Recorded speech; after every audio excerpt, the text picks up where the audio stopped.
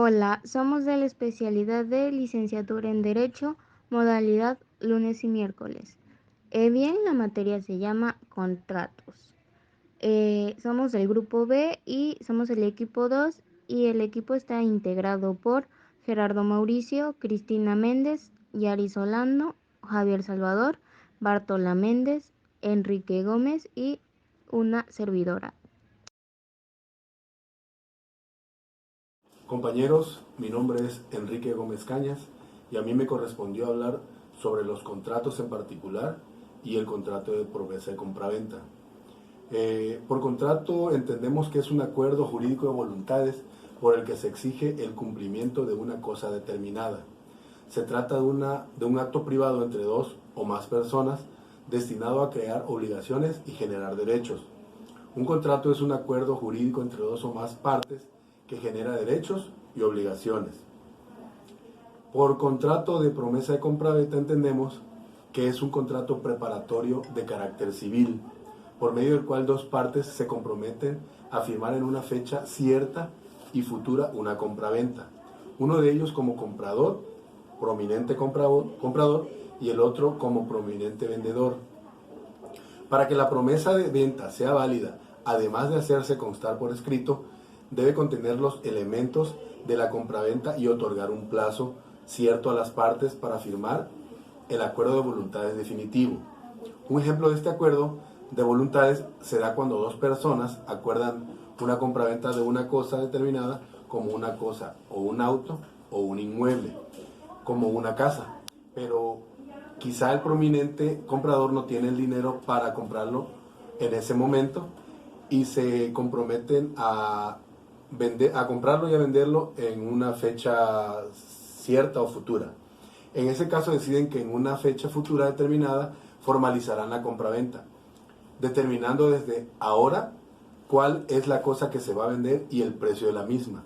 Al respecto tenemos que la promesa implica la celebración de un contrato futuro en un plazo determinado, de acuerdo con las cláusulas establecidas, siempre y cuando haya sido otorgado por escrito. Gracias.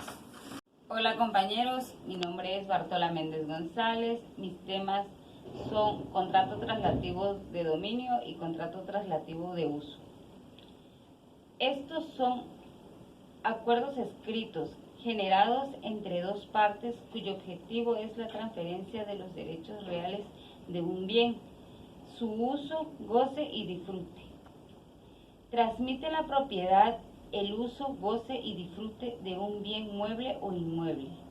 En estos contratos se dan los tres tipos de obligaciones o prestaciones: dar, hacer y no hacer. Así tenemos que los contratos traslativos de dominio se clasifican en contrato de compraventa, contrato de donación, contrato de permuta y contrato mutuo.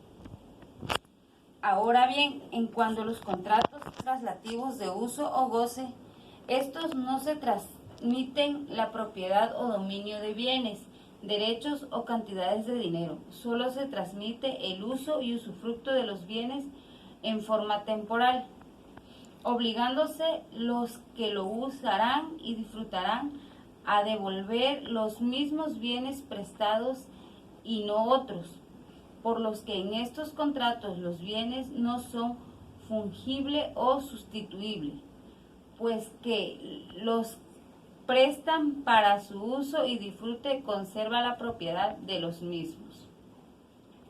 Los contratos traslativos de uso se clasifican en contrato de arrendamiento y comodato.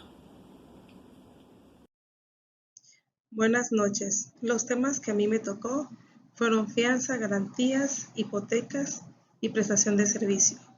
Fianza dice que es un contrato en virtud del cual una persona llamada fiador se compromete a un acreedor a pagar a un deudor en caso de que éste no lo haga. Eso se manifiesta en el artículo 3040 del Código Civil. De garantías, contratos por el cual el deudor o un tercero por él entrega al acreedor o un tercero en común acuerdo una cosa mueble en seguridad de un crédito de tal modo que vencido éste pueda hacerse efectivo con la venta, con el precio en venta siendo restituida en los demás casos de extinción del contrato. Eso lo encontramos en el artículo 3134 del Código Civil. Hipoteca, el cual determinamos bienes muebles e inmuebles que quedan constituidos en garantías del cumplimiento de una obligación para que éste no se realice, sea destinado a satisfacer con su importe el monto de la deuda cuyo pago se encuentra afectado por voluntades de un titular, y eso lo encontramos en el Código Civil en el artículo 3190. Buenas tardes, mi nombre es Yari Solano González. A mí me tocó exponer contrato de gestión y contrato de mandato. El contrato de gestión es el proceso de administrar la creación, ejecución y análisis de contratos para maximizar el rendimiento operativo y legal en una organización, reduciendo al mismo tiempo el riesgo. La importancia de la gestión del contrato. La gestión del contrato es el proceso que coordina todo el ciclo de vida del contrato, desde la solicitud inicial, cronogramas y fechas de pago, hasta su vencimiento y su renovación, con el objetivo de mejorar el desempeño operacional en las organizaciones y mitigar los riesgos financieros. Las etapas de este proceso engloban un análisis de desempeño con relación a los términos de la fase del contrato. Los contratos afectan muchas áreas dentro de una empresa y el método en que son administrados pueden influenciar de forma significativa el presupuesto, operaciones, atención al cliente y la imagen de la empresa ante el mercado. Además, hay una necesidad cada vez mayor de contar con una gestión de contratos transparente y eficaz para atender los estándares reguladores. Por lo tanto, una gestión de contratos eficiente mejora la productividad de mandato. El mandato es un contrato por el que se obliga a una persona a prestar un servicio o hacer alguna cosa por cuenta o encargo de otro. Por ejemplo, una persona denominada mandatario se obliga hacia otra denominada mandante a realizar un acto jurídico por cuenta de esta. El mandato es naturalmente gratuito, pero según el Código Civil, si el mandato tiene por obligación el desempeño de servicio de la especie al que se refiere el mandato, se presume la obligación de retribuirlo. Cuando es gratuito, estamos un contrato unilateral, y cuando hay precio o contraprestaciones es bilateral. Con carácter previo puede decirse que el contrato de mandato está configurado como un contrato consensual. Buenas noches, mi nombre es Gerardo Mauricio Pedraza de los Santos y el tema del cual les hablaré es el contrato de prestación de servicios profesionales. Es un convenio o un acuerdo de voluntades celebrado entre una persona llamada profesional y otra denominada cliente. Mediante este contrato, el profesional se obliga a prestar a una persona física, una persona autónoma o una persona moral un servicio profesional a cambio de una remuneración o una retribución económica. El siguiente tema del cual les hablaré es el contrato de obra a precio alzado. El contrato de obra a precio alzado es aquel en virtud del cual una persona llamada empresario se obliga a ejecutar una obra en beneficio de otra persona llamada dueño o propietario, quien a su vez se obliga a pagar por ella un precio cierto. Este contrato puede terminar ya sea por entrega de la cosa, por decisión del dueño, por decisión de cualquiera de las dos partes o por fallecimiento del empresario. El que me tocó exponer se llama contrato de custodia. Bien, el contrato de custodia se considera que es todo aquello que tiene y lleva a cabo lo de una función de una cosa. También se caracteriza en el marco legal de sí mismo. Puede estar en el Código Civil y en el Código de Comercio. También se puede decir que son negociaciones de personas físicas o materializadas que pueden estar en anotaciones mediante de una cuenta que el titular posee. Esto va dependiendo y puede estar en la legitimación. Bien, seguimos con el siguiente tema que se llama contrato de depósito. Es un contrato por el cual el depositario firma hacia el depositante al recibir una cosa por un determinado tiempo, o sea que llegan a un acuerdo que va a pagar por 6 meses, un año o hasta 2 años, dependiendo lo que haya adquirido o el tipo de negocio que hayan hecho. También se dice que el contrato de depósito es unilateral porque puede retener y puede embargar. También es de gran importancia en la actividad económica general, ya que puede estar en acuerdos con uno de ellos, puede ser el banco, que llegan y tienen convenios para embargar o retener alguna casa o objeto. Eso sería todo de mi parte. Muchas gracias. Bien, ahora vamos a hablar de lo que es el contrato de secuestro. Nos dice el artículo 2539 del Código Civil Federal que el secuestro es un depósito de una cosa litigiosa en poder de un tercero, ¿no?, hasta que se decida a quién entregarse. El secuestro lo podemos encontrar de dos formas: el secuestro convencional o el judicial. Primeramente veremos lo que es el convencional, que se verifica cuando los litigantes depositan la cosa litigiosa a un tercero obligado a entregarla una vez terminado el pleito, al que conforme la sentencia, ¿no?, tenga derecho a ella, ¿no? Nos dice también que el encargado del secuestro o el secuestrador no puede libertarse de él antes de terminado el pleito. Todo esto tiene que tener consentimiento de ambas partes o de las partes interesadas, ¿no? O también por causa del juez que declare legítima, ¿no? El secuestro judicial se constituye por decreto del juez. El juez es quien decide quién puede ser un secuestrador, ¿no?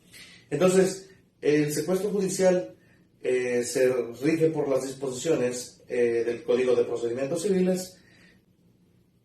Bien, ahora hablaremos de lo que es un contrato de hospedaje. Nos dice que es un documento mediante el cual una persona recibirá el nombre o que recibe el nombre de otro alero, adquiere ciertas obligaciones con respecto a otra, a quien se le llamará el huésped, ¿no? Aquí es muy importante mencionar que el punto principal es el pago a cambio de un servicio, ¿no? Entonces, estos pueden o no incluir alimentos. En este caso, el hotelero tiene derechos a detener los objetos del huésped, a exigir que abandone el establecimiento, la habitación, o vender las cosas del huésped en caso de que el huésped no quiera pagar o se niegue a pagar, ¿no? Entonces, así también crea obligaciones como por ejemplo mantener en buenas condiciones el establecimiento, colocar reglamentos en lugares visibles,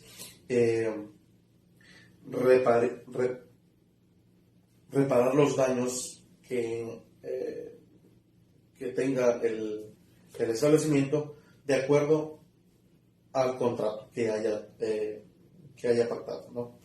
Entonces, el huésped también tiene una serie de derechos, como hacer uso pleno de los servicios, de reglamentos, además de la obligación de pagar por la estancia. Y bien, eso sería todo de mi parte. Agradezco su atención. Hola compañeros, mi nombre es Carlos Alberto Ruiz Priego, soy de la carrera de Derecho, del sexto semestre del Grupo B. Hoy les vengo a exponer de mi tema, que mi tema se llama Contratos de Fin Común. Está compuesto por contratos de asociación, contratos de sociedad, contratos de parceria agrícola, a parceria de ganado. Bueno, vamos a empezar con el contrato de asociación. ¿Qué es un contrato de asociación? Un contrato de asociación es un contrato mediante el cual dos o más personas reúnen sus esfuerzos y sus recursos de manera no transistoria para la consecución de un fin común, lícito, posible y que no tenga el carácter preponderante económico. Eso es contrato de asociación. Vamos con el contrato de sociedad.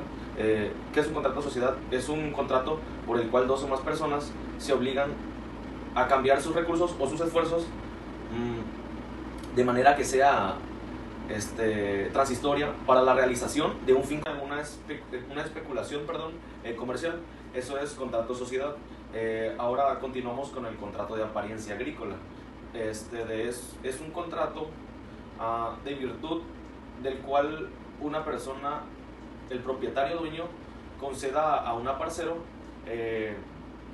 un predio, un terreno, de un rancho para que él lo trabaje, para que de siembre maíz, de frutas, verduras, así, con el objetivo de repartirse los frutos en la forma convenida y a falta del convenio que se acordó entre ellos dos, a los costumbres del lugar, sin que el aparcerio lo dude,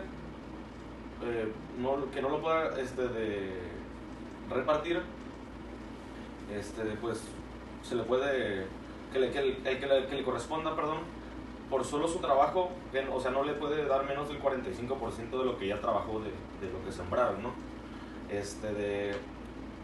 Eso es de contratos de apariencia agrícola. Ahora vamos con contratos de cierto de volumen o cierto ganado, ciertas vacas, para que se reproduzcan, y todas las crías que vayan teniendo las vacas, eso se divide entre una parte y otra. Normalmente pues se conoce como a la par. O sea que si yo tengo un terreno y tú me das, por ejemplo, no sé, 10 vacas de un toro, esas las se cruzan, y al año, o sea, cuando vayan pariendo, eso es lo que nos vamos repartiendo, las crías. Eso es contrato a parceria de ganado. Pues obviamente se reparten en 50-50 los frutos que se proporcionan de ambas partes. Ahora continuamos con contratos aleatorios. Este es el otro tema de cual me tocó, que son contratos aleatorios. ¿Qué es un contrato aleatorio? El contrato aleatorio, es un convenio recíproco cuyos efectos de pérdidas y beneficios, ya sea por todas las partes o por una o por muchas de ellas, dependen de un suceso incierto. Eso es contratos aleatorios. ¿Qué otro tema entra en contratos aleatorios? En otros contratos entra el juego de azar y apuestas, contrato de la variable, el beneficio o la pérdida de las partes depende del resultado favorable o adverso de una actitud que se desarrolló entre ellos con fines de distracción o de ganancia, o más frecuentemente con ambas fines de a la vez. Eso es contrato de juegos y de apuesta. Vamos con el contrato de beta vitalicia. Contrato aleatorio en el cual una persona llamada deudor se obliga a pagar periódicamente a personas determinadas, llamada acreedor, una pensión que concede de dinero o bienes fugibles, durante la vida de otra o de otras personas determinadamente, cuando se entrega al deudor de una cantidad de dinero, de una casa, mueble o bien raíz, o estimados cuyo dominante se transfiere. Vamos con el último contrato, que es contrato de compraventa de esperanza. Tiene por objeto adquirir por una cantidad determinada los frutos